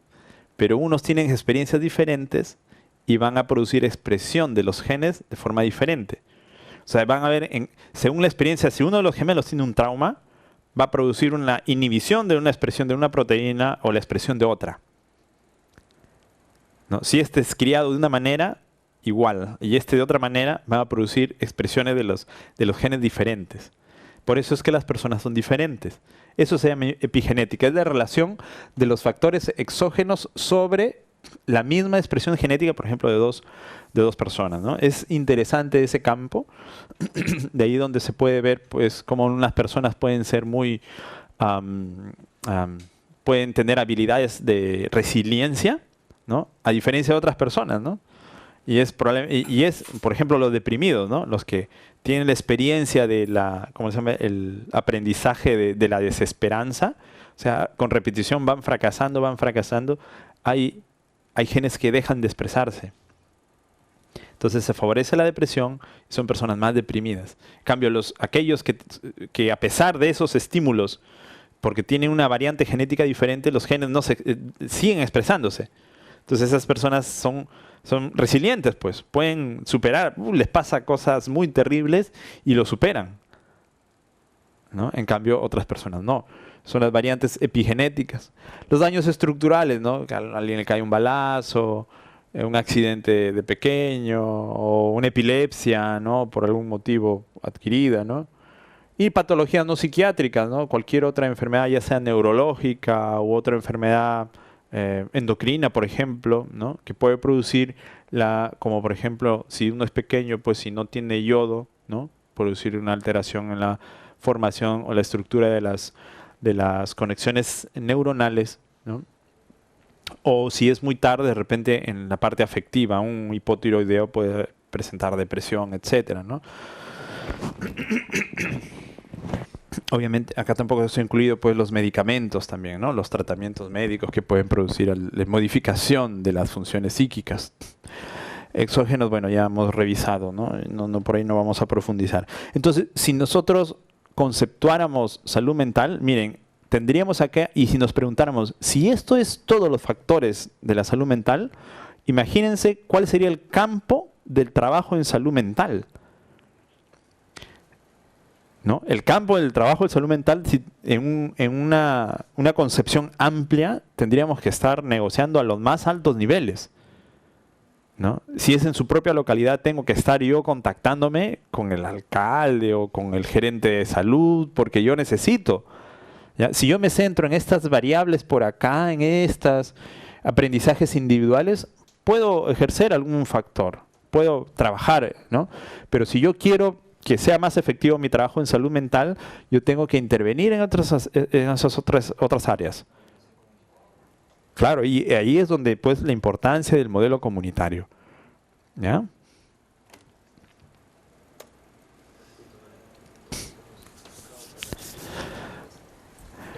Situación mundial de la salud mental. Esto tomado de la página de la Organización Mundial de la Salud, el último reporte que tenemos es del 2014 con información de 2013 o 2012. Pueden acceder ahí en la página. Algunos datos importantes. A ver, dice, a nivel mundial, el 68% de los estados dispone de una política o un plan de salud mental. El Perú lo tiene. Bueno, en la próxima... Vamos a leer la próxima diapositiva. El 51% ha promulgado legislación independiente. Su aplicación es escasa y la participación de los pacientes y sus familiares es insuficiente. El gasto en salud mental es muy reducido en países de bajos ingresos o medianos. Miren, quiero que vean este de acá. El gasto en salud mental es muy reducido en países de bajos ingresos o medianos ingresos. Menos de $2 por habitantes, ¿ya? Bajos y medianos ingresos, menos de $2 por habitante. Trabajadores de salud mental, en promedio, en promedio, 10 trabajadores de salud mental por 100.000 habitantes. Varía entre menos de 1 a 50, ¿ya? Así entre todos los... Porque se hace una encuesta, este Atlas manda una encuesta a todos los países donde piden información verificable, obviamente. Acá lo que he visto, está el nombre ahí del doctor Yuri Kutipe, ahí en el informe del Atlas de Salud Mental. Ahí está. ¿Sí? Él ha sido el responsable de este informe. De la siguiente diapositiva. Camas para salud mental. Entre menos de 5 a 50 por 100.000 habitantes. Ya, entre 5 a 50 por 100.000 habitantes. Es a nivel mundial algunos datos. ¿Ya? Esto es... Dice acá... este es creo... perdón.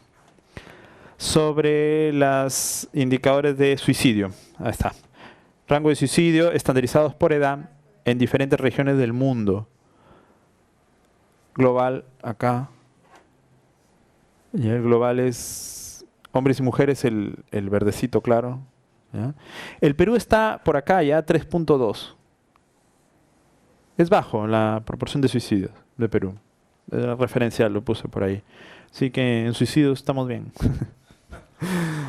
No, en realidad no estamos bien, no debería haber nadie, ¿no? Pero en comparación con otros países, el resto de países la pasan peor. Este es el Perú. Ya he visto ahí en el reporte más de 30 millones de habitantes. ¿Ustedes sabían que Perú está en los ingresos altos, medios altos? Primera noticia, ¿no? Que no estamos en los menos de $2 por habitante. No. Miren, la clasificación así, ingresos económicos per cápita, muy bajos, bajos, medios, medios altos y altos. Perú está en el medio alto. Está en medio alto.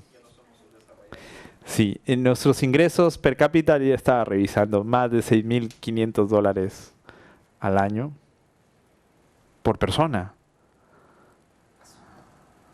Con toda la pobreza que conocemos, ¿no? O sea, estamos en una buena posición para estar medio alto. ¿Ya? Me he sorprendido, ¿ah? A ver, yo me sorprendí, el año pasado me enteré de eso, ¿ya? Pero este año, o sea, no somos países del tercer mundo, ¿ya? Ya, claro, no somos países del tercer mundo. Si alguien nos viene a decir, es que somos del último, pero más pobre, mentira, no estamos entre los más pobres, ¿ya? Ya no. Las décadas anteriores sí. Acá está, este es otro término en inglés, ¿no? Años de vida saludable perdidos. Así lo van a encontrar. 3.400 por 100.000 habitantes, suicidios 3.2 por 100.000 habitantes. Dispone de una política o un plan de salud mental. Esto es lo que me preocupa. Los lineamientos de política de salud mental del Perú son del 2004 y el último plan de salud mental, como un plan, está del 2006. ¿Ya? Tiene una legislación para salud mental, implementación parcial. Ahí creo que dice no tiene, porque es 2013 o 12 debe ser el reporte que envía el Perú. Pero el año pasado ya ha salido bueno, no podría decirse porque es una ampliación de uno de los artículos de la Ley General de Salud sobre Salud Mental, ¿no? Se ha hecho una nueva ley y un reglamento. Bueno, por eso digo que es una implementación parcial, ¿no? En cuanto a legislación, porque algunos le llaman sí legislación de salud mental, ¿no? El gasto en salud mental es muy reducido. Miren, ¿ya? 1.96 por habitante. O sea, todavía hasta acá estamos invirtiendo tan poco como si fuéramos de los más bajos y medios, ¿no? O sea, no estamos invirtiendo como corresponde a nuestra situación económica. Trabajadores de salud mental es de 12.4 por 100.000 habitantes. ¿Ya? En el otro lado era 10 en 100, ¿no? Claro, 10 en 100. Ya, ese de ahí no debe, este de acá debe estar borrado, este de acá, pero es 12.4 por 100.000. Y camas para salud mental están en 4 por 100.000 habitantes. ¿Y cuál es el estándar, doctor, en tema de salud mental para trabajadores de salud? No es que haya un estándar, ¿no? O sea, mientras más tengas mejor. O sea, todos los países, no tengo acá, no he puesto más estadísticas sobre esto, está muy interesante en el informe del Atlas. Como te digo, es muy amplio. No tengo en mi celular las otras imágenes. Pero Perú sigue comportándose todavía en cuanto a inversión, en cuanto a camas, todavía pues a los que están medio y medio bajo. ¿Ya? Sigue comportándose. Sí, la mayoría de los reportes, si ustedes entran al informe detallado, están medio bajo. No hay un estándar, o sea, mientras más tengas, mejor, pues, ¿no? Y bueno, esto, a ver, Ya, bueno, ahora volviendo al campo, ya estamos hablando del campo de la salud mental. Entonces, si salud mental, si vemos que lo que es mente es todo lo que nosotros hacemos organizar nuestra conducta, es precisamente nuestras funciones los que nos hacen seres humanos. O sea, la mente es lo que nos hace humanos, es lo que nos diferencia de las otras especies de animales. ¿Ya? Entonces, si la mente es lo que nos hace humanos, o sea, por esencia, todo lo que hacemos está involucrado en la salud mental. Todo, absolutamente todo lo que hacemos. Si consideramos una definición amplia, toda persona que interviene en su comunidad ejerce algún efecto sobre salud mental. Y si estoy en la escala jerárquica de la organización de un país, por ejemplo, soy un presidente o un ministro, ¿ya? Mi efecto sobre la salud mental va a ser muchísimo mayor. ¿Ya? Si yo doy una ley, va a afectar tardíamente en la salud mental de una u otra manera. Pero todos y cada uno de los integrantes de un país aportan a su salud mental de alguna u otra manera. Entonces, si es así, entonces la acción de salud mental tiene que ser amplia a toda la colectividad. ¿Ya? Y toda la colectividad no implica a los amas de casa, a los trabajadores comunes, incluye también a los políticos. ¿Ya? O sea, el trabajo de salud mental tiene que incluirse a los políticos, a los decisores, porque precisamente ellos son los que más van a influenciar a los que están abajo. O sea, pensar que salud mental se trabaja nada más con las amas de casa es una visión muy reduccionista de lo que es el campo de la salud mental. Salvo que así nos digan y nos presionen. Pero sabemos que el trabajo es pues bastante limitado y los resultados son pocos, ¿no? Entonces, como ven ahí, nuestra acción en salud mental en la población general, incluyen a todos, absolutamente todos, es promoción. En las personas que tienen algún riesgo, hacemos prevención, disminución del riesgo. En las personas que tienen trastornos mentales, hacemos tratamiento y rehabilitación. Muy bien. ¿Puedo regresar al anterior? A ver, ¿ahí está? Esta es una visión de salud mental, porque también siempre el conflicto es salud mental versus psiquiatría es una ya. específica.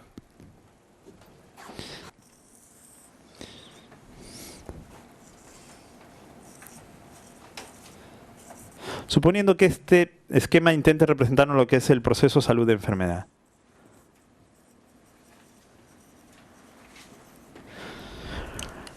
Ojo, que si hablamos, esto es un poco forzado, ¿ya? Porque sabemos que la salud y la enfermedad no necesariamente son opuestos, ¿ya? Sabemos que incluso si lo entendemos como hablábamos de las funciones mentales como diversas funciones, entonces yo puedo gozar, si tengo intacto bastantes funciones, puedo vivir bien y ser productivo.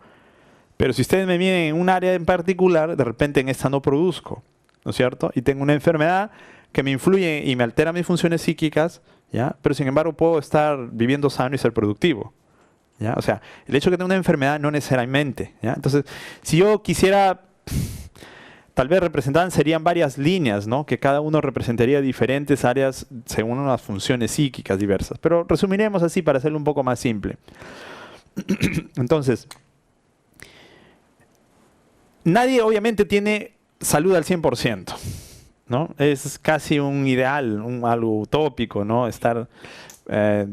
Dicen que probablemente el 10%, quizá menos, goce de una salud bastante adecuada y ajena a problemas importantes. Sin embargo, en este tránsito, digamos, si esto es la salud individual o individual o colectiva, en algún momento en este punto, un punto medio, digamos que en este espacio, yo puedo tener acá situaciones que podría llamarlos como problemas de salud, sin necesidad de que sean una enfermedad. ¿Qué podría tener? Estrés. ¿Qué más? Un duelo. ¿Qué más? Una ruptura. Una sobrecarga,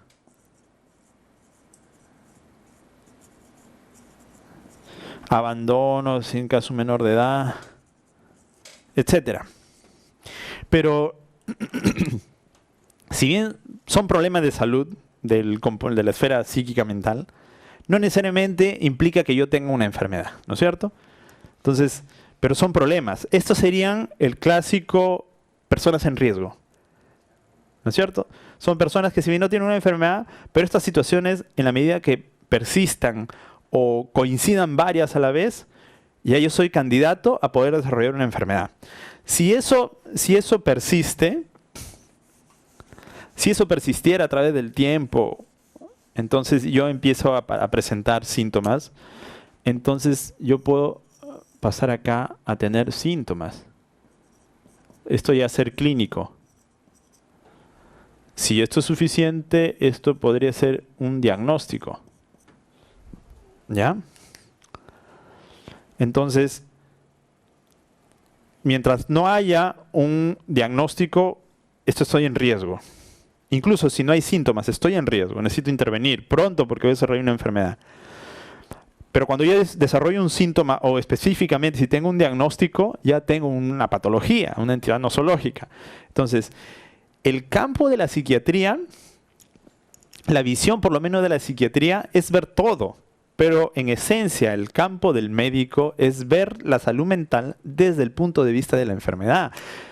Perdón, no del punto de vista, desde la enfermedad. O sea, el campo del trabajador, del psiquiatra, sería más o menos desde acá. Sin embargo, no se restringe a esto. Ustedes pueden ver en algunos que el trabajo del psiquiatra, si bien es más preponderante acá de la psiquiatría, ustedes van a escuchar el término psiquiatría comunitaria, ¿ya? En que hablan de prevención y de promoción, ¿ya? Pero se centra la psiquiatría comunitaria en la enfermedad, porque es el acto del médico, ¿ya? Lo que hace es evitar la enfermedad, ¿ya? Pero la salud mental se refiere a toda la visión. Entonces, la visión del psiquiatra será principalmente teniendo más interés en esto de acá, ¿no? Es la psiquiatría comunitaria, el acto del psiquiatra, que puede ir a este lado, pero ya no es trabajo específico del psiquiatra, que puede trabajar en esto, de hecho, en la parte, me refiero, de promoción de la salud, lo puede hacer. Es todo su campo, ¿no? En cambio, en la visión generalmente, por ejemplo, y el psicólogo, en este campo más bien, la visión del psicólogo es un poco más desde acá, ¿no? Desde acá, la del psicólogo, que más va desde lo normal hacia la patología, porque en esencia su carrera del psicólogo es del estudio de lo normal y después entran al campo de la psicología clínica, por ejemplo, ¿no? Pero ellos van desde lo normal. Entonces ellos pueden de repente entrar mucho más acá. Pero el psicólogo también, su visión no siempre es tan integral, ¿no? Como el psiquiatra, porque hay una parte que es muy biológica, muy endógena. Muchos de los psicólogos, ojo, no digo que no puedan, de hecho pueden tener una visión amplia. Hay buenos psicólogos, en esencia también pueden hacerse cargo de todas las áreas de salud mental, como que lo hacen, ¿no? Entonces, en realidad, psicólogos, psiquiatras o enfermeros o enfermeras u otros pueden encargarse de todo el tema de la salud mental, en la medida que esté en capacidad. No solamente por conocer todo el proceso de salud-enfermedad, porque esto puede ser un tema individual. Muy aparte de este tema individual, yo tengo que conocer cómo funcionan los servicios, ¿no? Los servicios de salud, así que tengo que tener capacidad de gestión, ¿no? Entonces, el trabajador de salud mental, el quien organiza todo esto y quiere trabajar en esto, tiene una visión muy amplia. No solamente una reducida solamente de la enfermedad, o también alguien que no comprenda la enfermedad de este lado, ni tampoco que no conozca cómo se gestiona el servicio de salud. Tiene que conocer todo esto. Entonces, salud mental es todo. Todo, ¿no? Todo esto es salud mental. Todito esto. Todo es esto, la salud mental. En cambio, la psiquiatría es la visión de la salud mental, pero centrada en la enfermedad. Que no significa que exclusivamente la enfermedad, sino teniendo siempre la intención de evitar la enfermedad, incluso en la parte promocional, si se puede decir. ¿Ya? Como les decía, ustedes van a ver en los textos psiquiatría comunitaria o salud mental comunitaria. ¿Ya? Pero la salud mental comunitaria en realidad es más amplia. ¿Ya? Es más amplia. La psiquiatría comunitaria, de todas maneras, puede incluir este componente, pero se centra en esto. ¿Ya? Puede incluir promoción. ¿Ya? Por eso el término que pienso yo, a pesar de que en Chile, por ejemplo, se usa más psiquiatría comunitaria, ¿no? En Chile se usa más psiquiatría comunitaria. Acá la OMS promueve más salud mental comunitaria. Yo creo que salud mental comunitaria debería ser más adecuada porque ellos, por ejemplo, lo de salud mental comunitaria, están pensando más en los factores de todos causales del medio ambiente, los educacionales, todos esos factores de pobreza. La psiquiatría comunitaria no va a entrar mucho allí, ¿no? A pesar de que puede acercarse, pero el que está en salud mental comunitaria pondera mucho más eso, ¿no? Toda esta parte que viene acá, el mantenimiento de la parte de salud. ¿Ya?